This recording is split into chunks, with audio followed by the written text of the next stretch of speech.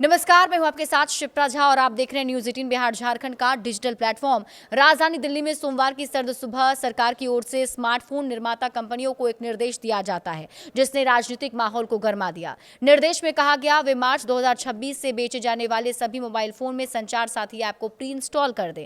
App ना disable किया जाए और ना ही इस पर किसी तरह की पाबंदियां लगे। बस फिर क्या था, देश भर में डिजिटल निजता और सरकारी निगरानी पर सबसे बड़ी राष्ट्रीय बहस छिड़ गई।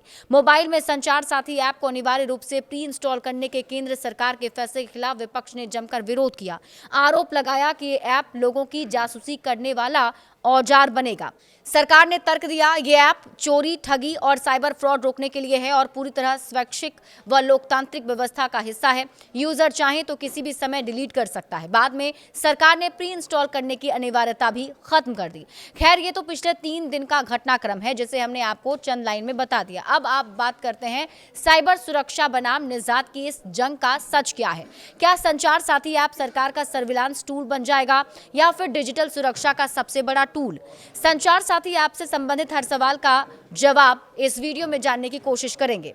देखिए, संचार साथी ऐप पर विवाद कैसे शुरू हुआ, सबसे पहले आप ये जानिए। दूरसंचार मंत्रालय ने 28 नवंबर को निर्देश दिया कि सभी नए स्मार्टफोन में संचार साथी को प्री लोड किया जाए। ये पहली सेटअप स्क्रीन पर दिखे और सक्रिय हो। इसे 90 दिनों के भीतर कंपनियों को लागू करना होगा। पुराने मोबाइल फोन में यह सॉफ्टवेयर अपडेट के जरिए पहुंचाया जाएगा। केंद्र सरकार के इस निर्देश का मतलब क्या है? केंद्र सरकार ये चाहती थी कि संचार साथी ऐप सीधे 70 करोड़ से ज्यादा स्मार्टफोन यूजर्स तक पहुंच जाए। इसी कारण विपक्ष ने इसे जासूसी का नया औजार करार दे दिया। कांग्रेस और आप समेत विपक्षी पार्टियों ने सरकार के इस कदम को तानाशाही बताते हुए कहा कि ये सर्विलांस कंट्री बनाने की शुरुआत है। संचार साथी ऐप कैसे काम करता है, अब आप ये भी जानिए। देखिए, चोरी या फिर खोया हुआ फोन ब्लॉक और ट्रैक किया जा सकता है। व्यक्ति के नाम पर कितने सिम हैं, ये भी इस ऐप के जरिए पता किए जा सकते हैं। संदिग्ध कॉलों की रिपोर्ट भी की जा सकती है। सेकेंड हैंड फोन खरीदने से पहले IMEI की सत्यता जांच भी इस ऐप से हो सकती है।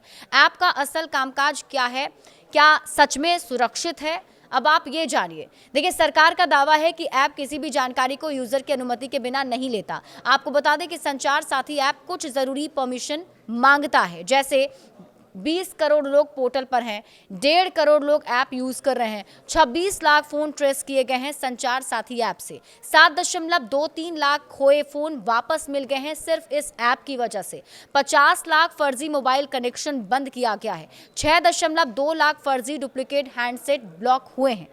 भारत में प्री इंस्टॉल ऐप के क्या नियम हैं, अब आपको ये भी बता देते हैं।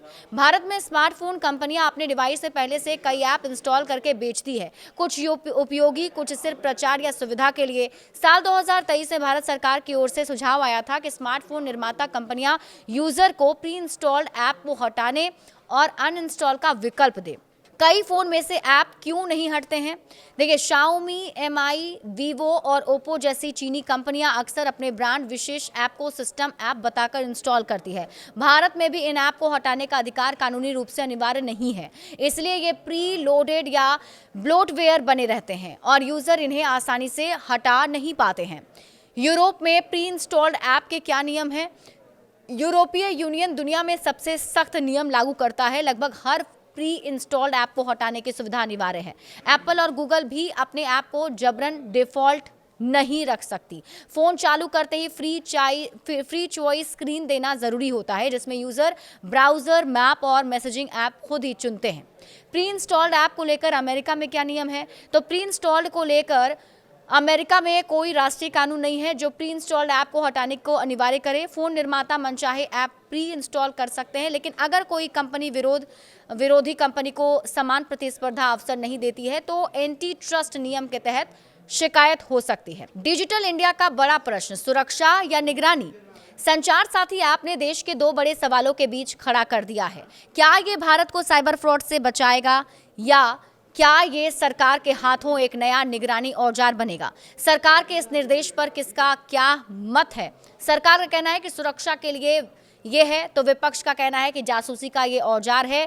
तकनीकी विशेषज्ञ कहते हैं पारदर्शिता बढ़े, नियम स्पष्ट हो। यूजर ये कहता है कि चॉइस चाहिए, अनिवार्यता नहीं।